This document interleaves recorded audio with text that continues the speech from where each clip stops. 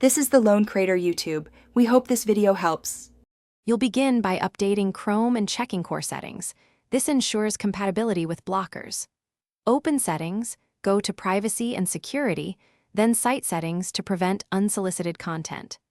Turn on the built-in pop-up and redirect blocker and revoke notification permissions for sites you don't trust. Once done, install a reputable ad blocker extension from the Chrome Web Store to catch inline ads. This combination handles most cases because built-in controls stop redirects, while extensions remove page-level ad scripts. Next, you'll add a powerful extension and fine-tune it. Extensions stop many ad types that Chrome can't. Install uBlock Origin or AdGuard, then enable core filters such as Easy List Plus Privacy and malware filters to block trackers and malicious ad domains. Disable or remove unknown extensions and check Chrome //flags for experimental features. Reset anything unfamiliar.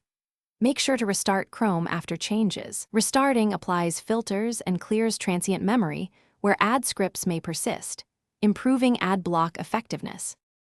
Finish by clearing cache and cookies, then test several sites to confirm ads are gone.